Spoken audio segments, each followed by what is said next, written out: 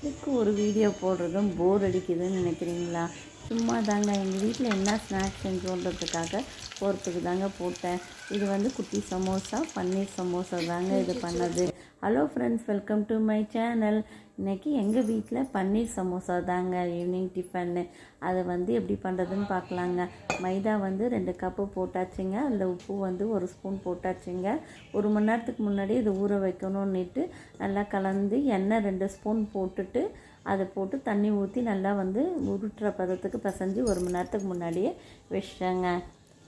அங்கே தண்ணி கொஞ்சம் கொஞ்சமாக ஊற்றி இந்த பதத்துக்கு வர அளவுக்கு பிசைஞ்சு வச்சாச்சுங்க. அது கொஞ்சம் ஊறினா தான் கொஞ்சம் ஃப்ளஃபியாக வரதுனால கொஞ்சம் அதை ஊற வைக்கணும்னுட்டு நல்லா போட்டு பிசைஞ்சு ஊற வச்சாச்சுங்க.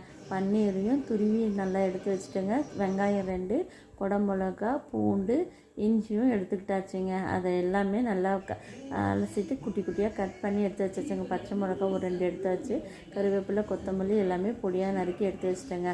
ஒரு வானலியில் 2 ஸ்பூன் எண்ணெய் ஊற்றிட்டு அது காஞ்ச உடனே பச்சை மிளகா போட்டு அது நல்லா வதங்கின உடனே இஞ்சி துண்டியாகும், பூண்டு வந்து கொஞ்சம் ஒரு பொடியாக நறுக்கண்டையும் போட்டு நல்லா வதக்கி எடுத்தாச்சுங்க. அப்புறம் வெங்காயமும் பொடியாக நறுக்கண்டையும் போட்டு நல்லா வதக்கி எடுத்துட்ட உடனே குடமிளகாவையும் போட்டு நல்லா வதக்கியாச்சுங்க. அது நல்லா வதங்கும் போது ஒரு 1/2 ஸ்பூன் வந்து உப்பு தூளும் போட்டாச்சுங்க. அது நல்லா வதக்கி விட்டாச்சுங்க. நல்லா வந்து எண்ணெயிலே கொஞ்சம் வதங்கி விட்ட பின்னாடி கொஞ்சம் காரத்துக்கு பச்சை மிளகா போட்டிருக்கேன். இருந்தாலும் அந்த காரத்துக்கு இதுன்றதுனால கொஞ்சம் பெப்பர் போட்டிருக்கேன். ஏன்னா மைதாவில் சாப்பிட்றதுனால பெப்பர் வந்து சீக்கிரமாக ஜீரணம் ஆகிடும்ன்றதுனால பெப்பரையும் கொஞ்சம் போட்டிருக்கேங்க. தூவி போட்டாச்சுங்க. 1/2 ஸ்பூன் வந்து கரம் மசாலாவும் போட்டாச்சு. அதை போட்டு நல்லா வதக்கியாச்சுங்க.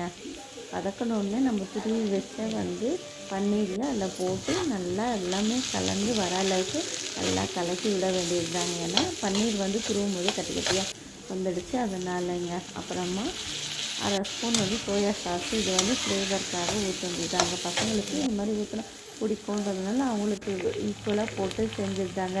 அப்புறம் நம்ம வந்து ரெட் சாஸ் வந்து அதையும் டொமேட்டோ சாஸையும் 2 ஸ்பூன் போட்டு நல்லா கலந்து வந்து கொத்தமல்லி, கறிவேப்பிலை போட்டு நல்லா கலக்கி ஆற வச்சு எடுத்து வச்சிட வேண்டியது தாங்க.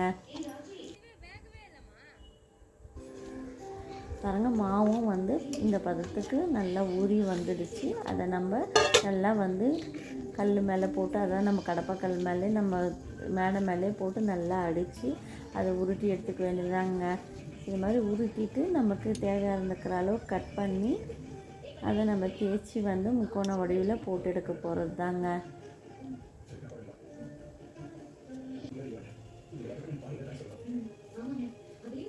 நல்லா உருட்டிட்டு தேய்ச்சிக்கிட்டு ஆச்சுங்க. நமக்கு வந்து நீல வாக்கில் தான் தேவைன்றதுனால அது வர ஷேப்பில் தேய்ச்சி விட்டுட்டு அதுக்கப்புறம் நீல வாக்கில் கத்தியில் வந்து கட் பண்ணி எடுத்துக்க வேண்டியதாங்க. இதை வந்து நம்ம தோசை தவாவில் சும்மா வந்து ரொம்ப நேரம் வேக வைக்கக்கூடாது. சும்மா 2 பக்கமும் சூடு ஏறுற மாதிரி போட்டு எடுக்க வேண்டியது தாங்க. அது அந்த மைதாவை இப்படி பிடிச்சி பார்த்தோம்னா அப்படியே அது வந்து அமுங்கிட்டு சுருங்கிட்டு அப்படியே வரன்ற மாதிரி ஸ்டிஃப் ஆகிற மாதிரி பண்ணி எடுக்க போகிறோங்க. இதே மாதிரி ஒவ்வொன்றத்தையும் தேய்ச்சி கட் பண்ணி போட்டு எடுத்து வச்சாச்சுங்க. இது பாருங்கள், அந்த மைதாவில் எல்லாம் வந்து கடாயில் தவாவில் போட்டு எடுத்தாச்சு. இது பாருங்கள், எது அமுத்தினாலும் அப்படியே வந்து விரிஞ்சி வர மாதிரி வர பதத்துக்கு போட்டு எடுத்தாச்சுங்க. அவ்வளோதாங்க. இனிமேல் ஸ்டஃப் பண்ணி நம்ம எண்ணெயில் பொரித்து எடுக்க வேண்டியதாங்க. மைதா வந்து அது உறிஞ்சி வராமல் இருக்கிறதுக்கு மைதாவை கொஞ்சம் தண்ணி போட்டு கலக்கி எடுத்து வச்சாச்சுங்க. அவ்வளோதாங்க. இந்த முக்கோணத்தை வந்து நம்ம பண்ணிவிட்டு அந்த பன்னீரையும் போட்டு நல்லா அதில் போட்டு தேவையாக இருக்கிற அளவுக்கு முக்கி எடுத்துட்டு மீதி இருக்கிற அந்த கேப்பில் அந்த வெளியில் வரக்கூடாதுன்னு மைதாவையே அதில் போட்டு நல்லா தடவி மூடி வைக்க போகிறேங்க.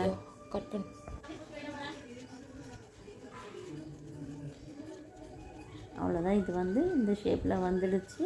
அது வெளியே வராமல் இருக்கிறதுக்கு உள்ளே சொருகிட்டு அந்த உள்ளே இருக்கிற ஸ்டஃப்பும் வெளியே எண்ணெயில் பிரிஞ்சு வராமல் இருக்கிறதுக்காக மைதாவையும் தண்ணி கரைச்சதையும் போட்டு அதில் போட்டு ஒட்டியாச்சுங்க. ஆனால் இது வேலை தான் எடுக்கும். ஆனால் ரொம்ப சூப்பரான டிஷ் தாங்க. அடுத்த ஷேப்பு வந்து அது வரையும் சுற்றி வரலன்னுட்டு அது வெளியே வர மசாலாலாம் வெளியே வரக்கூடாதுன்னுட்டு இந்த இடத்துலையே போட்டு மைதா போட்டு ஒட்டியாச்சு. அவ்வளோதான். இது மாதிரி ஒவ்வொன்றத்தையும் பரட்டி ஒவ்வொன்றும் ஒவ்வொரு ஷேப்பில் தாங்க இருக்குது. அதை எடுத்து வச்சாச்சுங்க. மிதமான சூட்டில் இப்போ நம்ம பொரித்து எடுக்க போகிறோங்க. 2 பக்கமும் நல்லா வந்து வெந்து வர அளவுக்கு ஒரு மாதிரி கலர் திரும்பின உடனே நம்ம எடுக்க போகிறோம். இது கோதுமையிலே செய்யலாங்க. கோதுமையில் செஞ்சால் அது உடனே சாப்பிடணும். வந்து ஒரு மாதிரி வச்சுன்னு ஆகிடும். இது மைதான்னா கொஞ்சம் நேரம் கழித்து கூட சாப்பிட்லாம். சூப்பராக இருக்குங்க, மொறுமொறுன்னுட்டு. அவ்வளோதான். இது 2 பக்கமும் நல்லா பொறுமையாக திருப்பி போட்டு வந்து பொரித்து எடுக்க போகிறோம். சமோசா ரெடிங்க.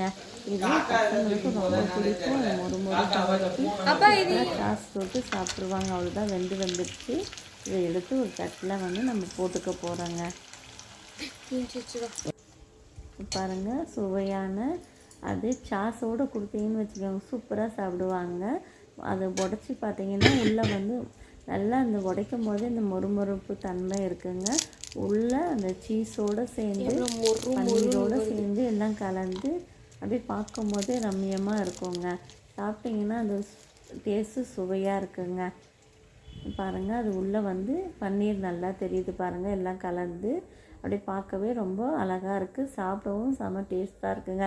இது இன்னும் சாஸோடு தொட்டு சாப்பிடும்போது இன்னும் சுவையை கூட்டுதுங்க. நீங்களும் இதை வந்து உங்கள் வீட்டில் செஞ்சு பாருங்கள். எப்படி இருக்குன்னு, எங்கள் சமோசா எப்படி இருக்குன்னுட்டு கமெண்ட் பண்ணுங்கள், ஷேர் பண்ணுங்கள், லைக் பண்ணுங்கள், சப்ஸ்கிரைப் பண்ணுங்கள். தேங்க்யூ.